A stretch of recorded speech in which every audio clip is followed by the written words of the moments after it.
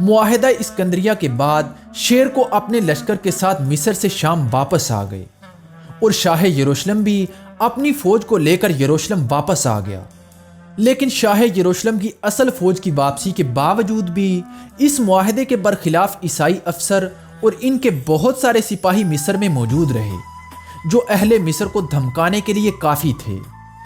لہٰذا عیسائیوں نے مصریوں پر دباؤ ڈال کر اپنا ایک انتظامی افسر قاہرہ میں مقرر کر دیا۔ شہر کے پھاٹکوں پر انہوں نے اپنے گھڑ سوار بھی تعینات کر دیے اور سالانہ خراج کی شرح بڑھا کر 1,00,000 دینار کر دی۔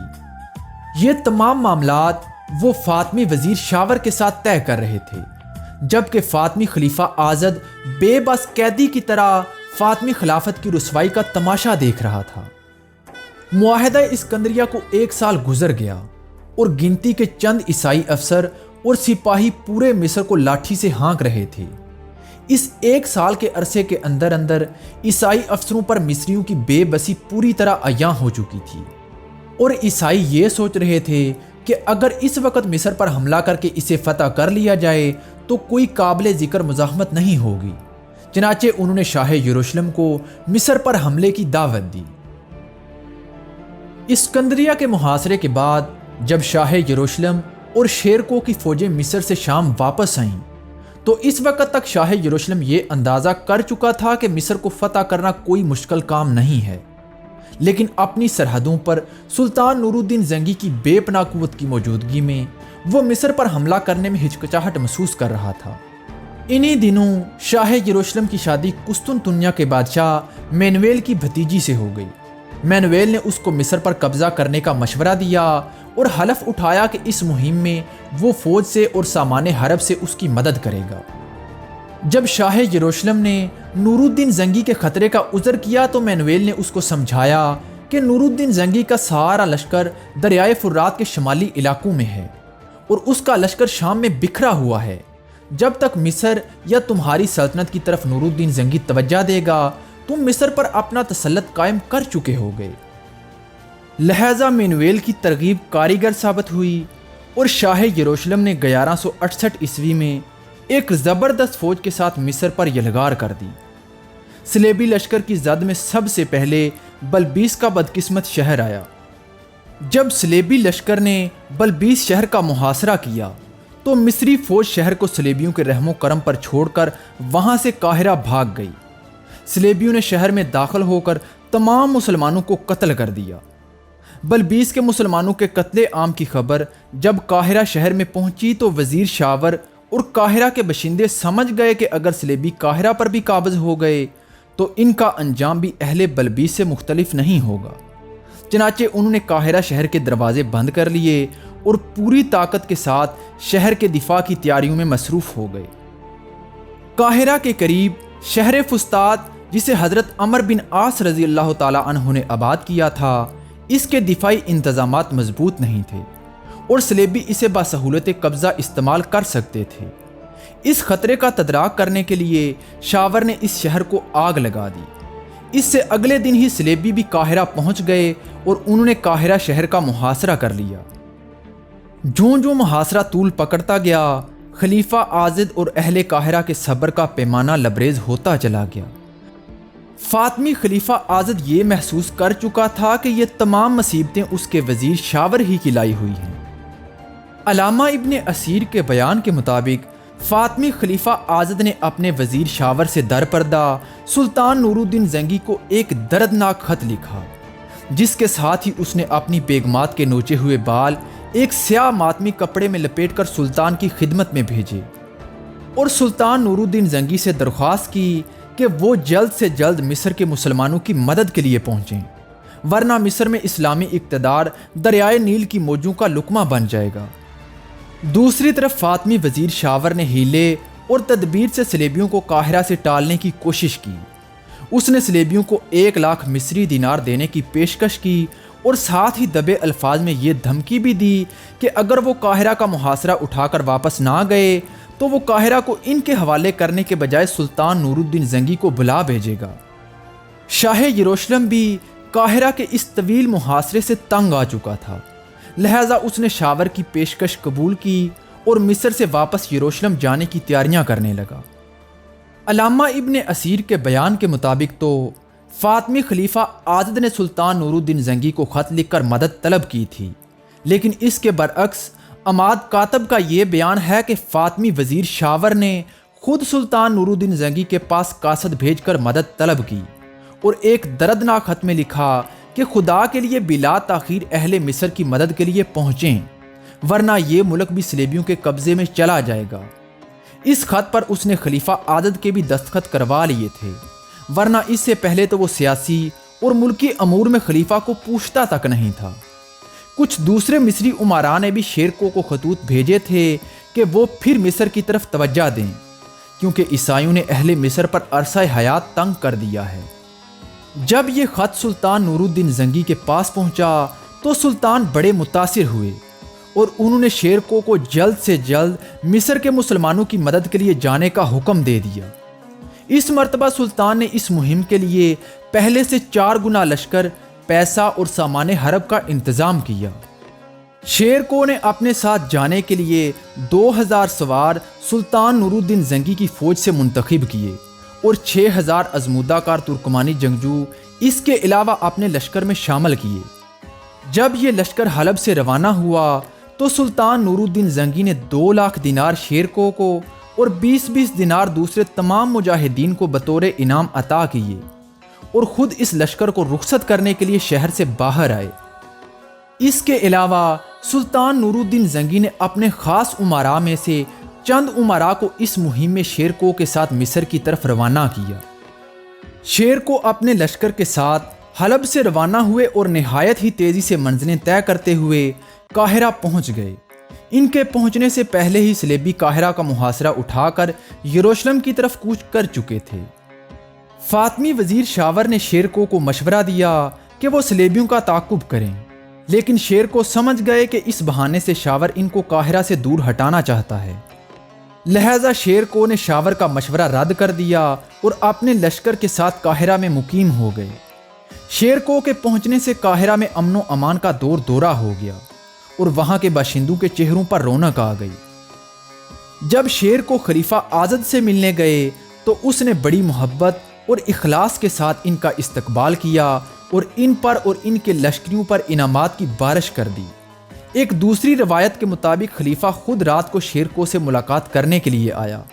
خلیفہ نے شیرکو کو خلط اور قیمتی تحائف دیے اور مختلف ملکی امور کے بارے میں مشورہ کیا، اور ساتھ ہی اس نے شاور کے قتل کے بارے میں بھی شیرکو سے بات کی، لیکن شیرکو نے اس بات کو ٹال دیا۔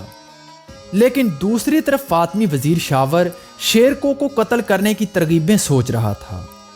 جب شاور کی اس حرکت کے بارے میں مصری امراء اور شیرکو کو پتہ چلا تو موقع پا کر امیر عز الدین اور صلاح الدین ایوبی نے شاور کو قتل کر دیا اور اس کا سر کاٹ کر خلیفہ کو بھیج دیا۔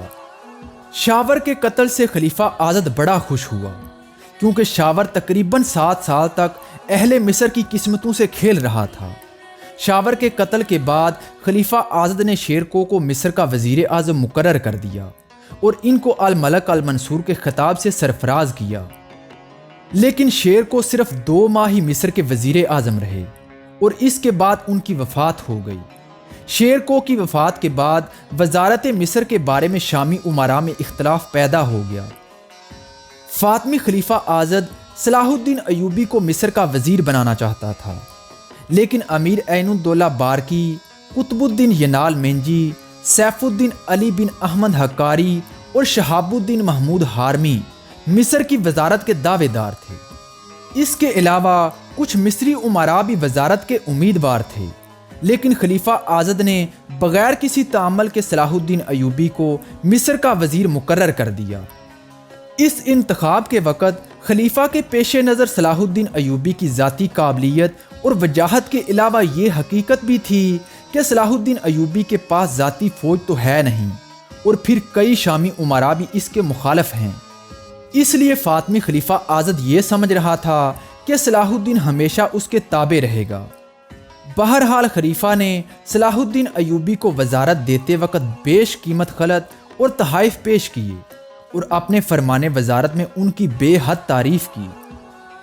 وزارت پر فائز ہونے کے بعد صلاح الدین ایوبی نے بے مثال فیاضی سے کام لیا۔ انہوں نے اپنے چچا شیر کو کی جمع کی ہوئی تمام دولت فوج میں تقسیم کر دی اور اس کے علاوہ مصر کے خزانے سے بھی ان کو بہت کچھ دیا۔ اس کے علاوہ علماء اور مساکین کی بھی خاصی سرپرستی کی اور چند دن کے اندر اندر نہ صرف فوج بلکہ عام عوام سب کے دلوں کو اپنی مٹھی میں لے لیا۔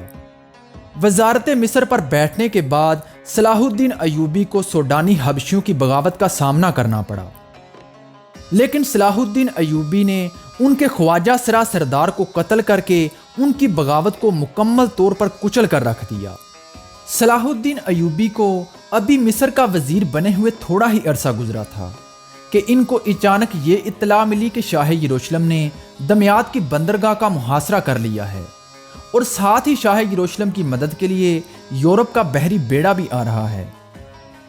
شاہ یروشلم امالرک کی یلغار کا سبب اس کے سوا کچھ بھی نہیں تھا کہ وہ مصر کو اپنے سخت ترین حریف کے قبضے میں دیکھ کر بہت پریشان تھا۔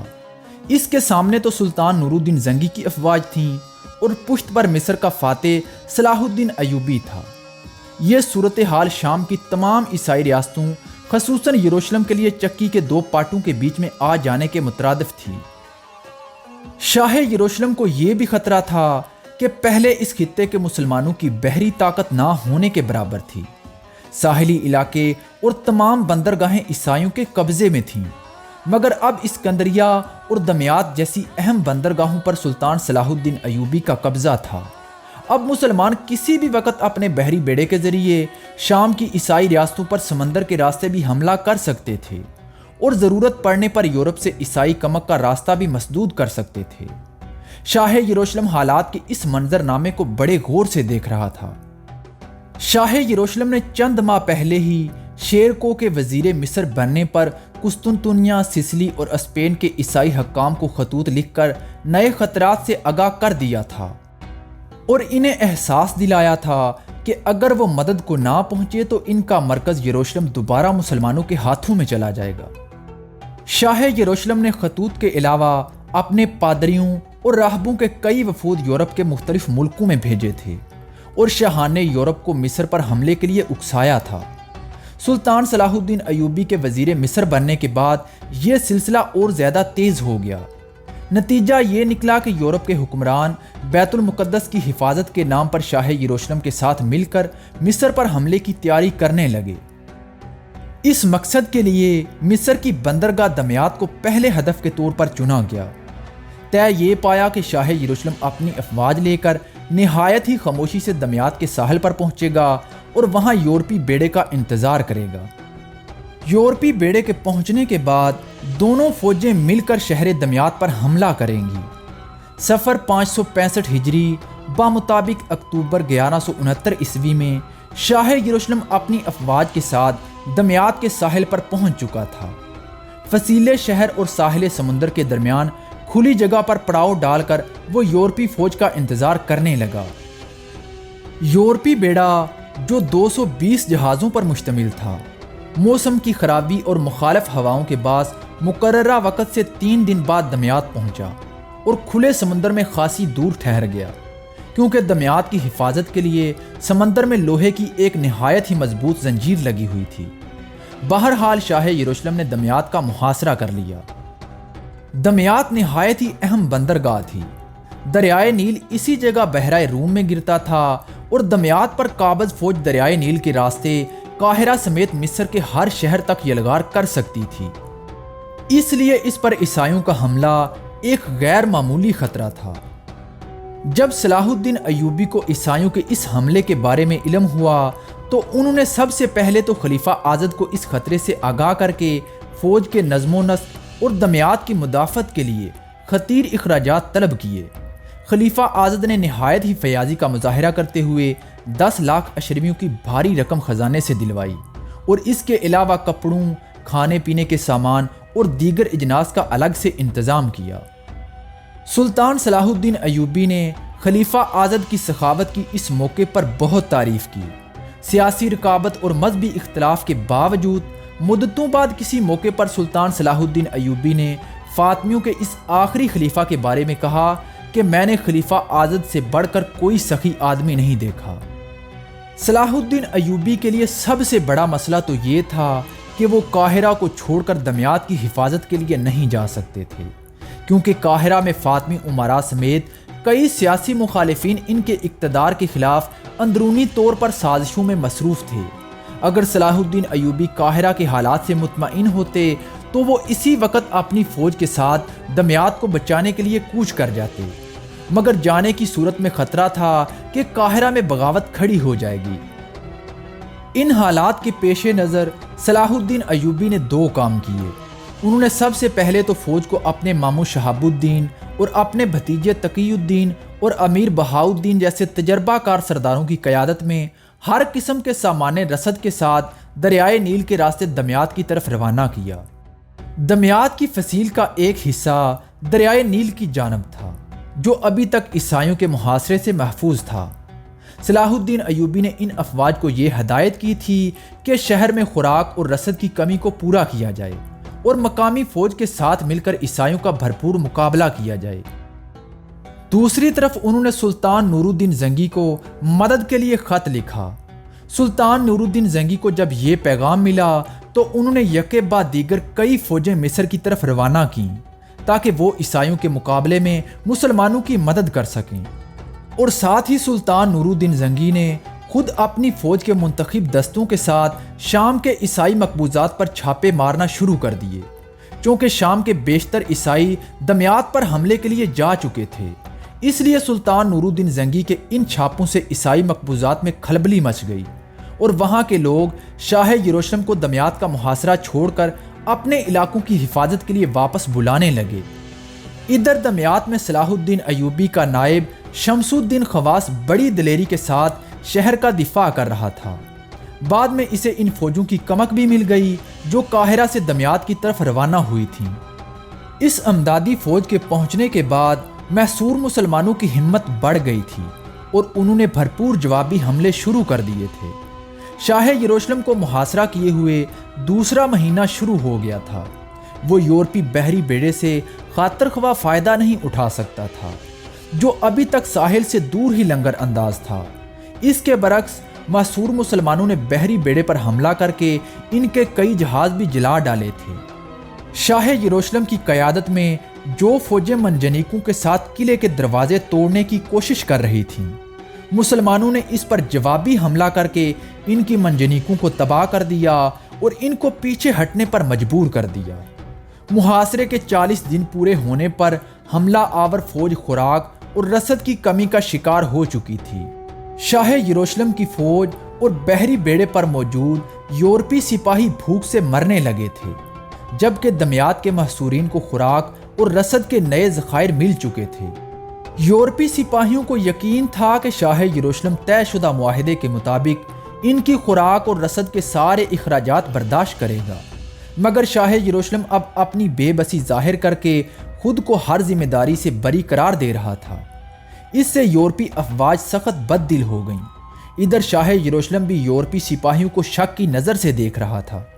شاہ یروشلم کو یہ خطرہ تھا کہ کہیں یورپی افواج دمیاط پر قبضہ کرنے کے بعد اس شہر کو براہ راست رومی سلطنت یعنی بازنطینی بادشاہت کا حصہ نہ بنا دیں، اس لیے کہ مصر ماضی میں رومی سلطنت کا حصہ تھا اور اب بھی بازنطینی اسے اپنی جاگیر تصور کرتے تھے۔ الغرض یورپی اور شامی عیسائیوں میں روز بروز غلط فہمیاں بڑھتی چلی گئیں اور وہ بد دلی کا شکار ہو رہے تھے۔ اسی دوران موسم کا رخ تبدیل ہوا اور زوردار بارشیں شروع ہو گئیں۔ طرح طرح کی موسمی بیماریوں نے کھلے آسمان تلے پڑے حملہ آوروں کی ہمتیں اور بھی پست کر دی۔ ادھر دریائے نیل میں سیلاب آنے کے سبب محاصرہ کرنے والی افواج جس میدان میں پڑاؤ ڈالے ہوئے تھی وہ پانی کی جھیل میں تبدیل ہو گیا۔ دوسری طرف سمندر میں بھی زبردست طوفان اٹھ رہا تھا اور یورپ کا وہ بحری بیڑا جو مصر پر قبضہ کرنے کے لیے آیا تھا، اس کے جہاز ایک ایک کر کے ڈوبنے لگے۔ اسی دوران شاہ یروشلم کو اپنے علاقوں میں سلطان نور الدین زنگی کے حملوں کی اطلاع ملی اور اس نے مجبور ہو کر دمیاط کا محاصرہ اٹھا لیا اور اپنی فوج کو لے کر یروشلم واپس لوٹ گیا۔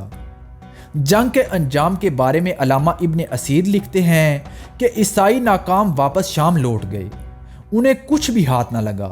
جب وہ اپنے شہروں میں پہنچے تو سلطان نور الدین زنگی کے ہاتھوں ان کو ویران پایا، ان کے لوگ قتل ہو چکے تھے یا گرفتار کر لیے گئے تھے۔ یورپی بحری بیڑا جو شاہ یروشلم کا اتحادی بن کر اس جنگ میں شرکت کے لیے آیا تھا، اس کے انجام کے بارے میں ایک یورپی مورخ لین پون لکھتا ہے کہ طوفانی بارش اور آندھی سے تقریباً پورا یونانی بحری بیڑا تباہ ہو گیا تھا، اور اس ساحل پر جسے وہ فتح کرنے کے لیے آیا تھا یونانیوں کی لاشیں بکھری ہوئی تھیں۔ دمیات کا محاصرہ تقریباً 50 دن تک جاری رہا تھا۔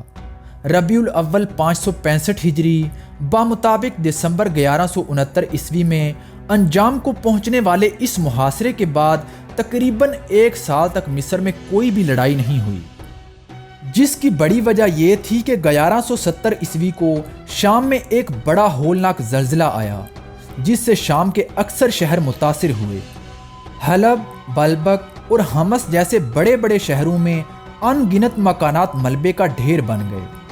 سلطان نور الدین زنگی نے انہیں دوبارہ آباد کرنے کی مہم جاری کی اور اپنے افسروں کے ساتھ دن رات ایک کر کے تمام متاثرہ فصیلوں اور قلعوں کو دوبارہ تعمیر کروایا کہ کہیں عیسائی اچانک حملہ کر کے ان پر قبضہ نہ کر لیں۔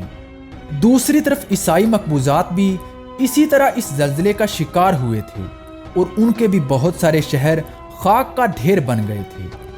عیسائی بھی سلطان نور الدین زنگی کے ڈر سے اپنی فصیلوں اور قلعوں کو جلد سے جلد تعمیر کر رہے تھے، تاہم مصر اس زلزلے سے محفوظ رہا تھا، جس کی وجہ سے بہت عرصے تک عیسائیوں نے مصر پر حملہ کرنے کی جرت نہیں کی۔